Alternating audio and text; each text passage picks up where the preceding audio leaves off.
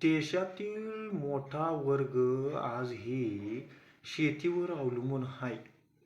भारताला कृषीप्रधान देश म्हटलं जातं आणि कोरोना काळात ते पुन्हा एकदा अधोरेखित करण्याचं ठरवलं.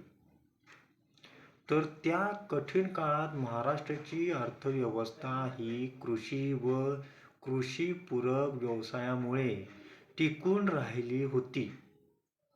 केंद्र आणि राज्य सरकारकडून राबवल्या जाणाऱ्या अनेक योजना या विशेषतः अल्पभूधारक शेतकऱ्यांसाठी असतात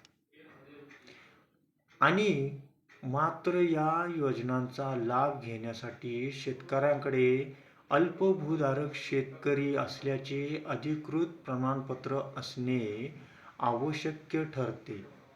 तर ते कसे ते आता आपण पाहूया. पहिलं आहे अल्पभूधारक शेतकरी म्हणजे कोण? यामध्ये ज्या शेतकऱ्यांकडे 5 एकरापेक्षा कमी शेती जमीन असेल त्यांना अल्पभूधारक शेतकरी म्हणून ओळखलं जातं.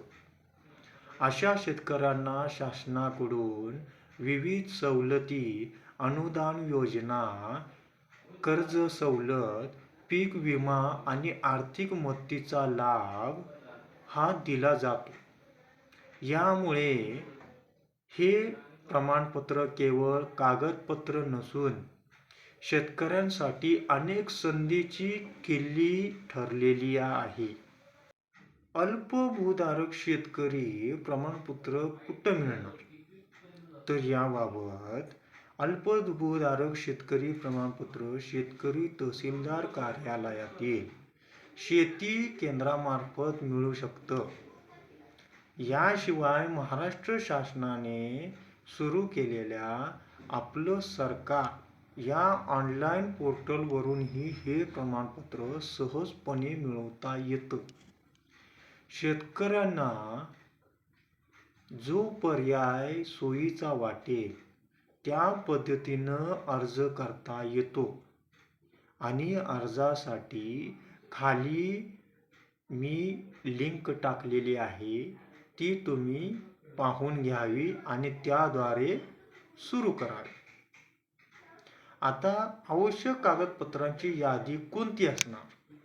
तर यासाठी लागणारे प्रमाणपत्रासाठी अर्ज करताना काही महत्त्वाची कागदपत्रे सादर करावी लागतात.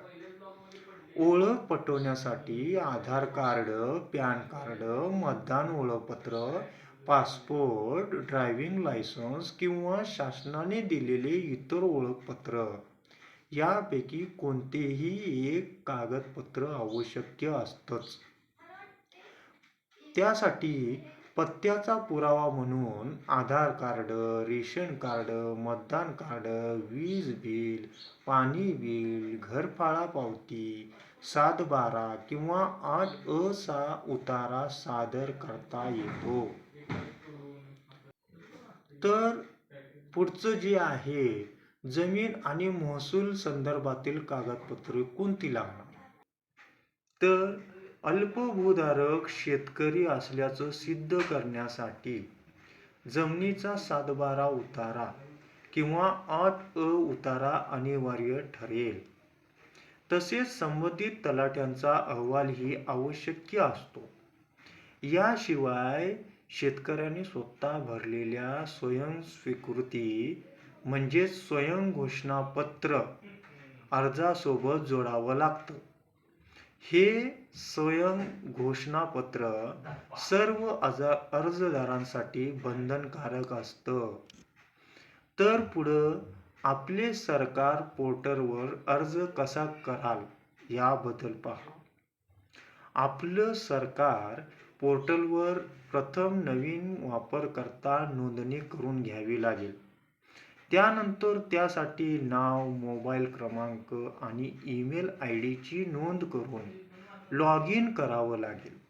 लॉग इन केल्यानंतर डॅशबोर्डवर महसूल विभाग निवडावा आणि त्यानंतर महसूल सेवा या पर्यायातून अल्पभूधारक शेतकरी प्रमाणपत्र ही सेवा निवडून घ्यावी. अर्ज भरताना घ्यायची काळजी कोणती? तर अर्ज करताना वैयक्तिक माहिती, पत्ता आणि किती वर्षापासून त्या पत्त्यावर वास्तव्य आहे याची माहिती अचूक भरावी लागेल. आवश्यक कागदपत्रे स्कॅन करून अपलोड करावी लागणार. त्यानंतर ही कागदपत्रे साधारणपणे 75 KB ते 500 KB आकारमानात असावी लागतील. फोटो आणि सही देखील अपलोड करणे आवश्यक ठरणार.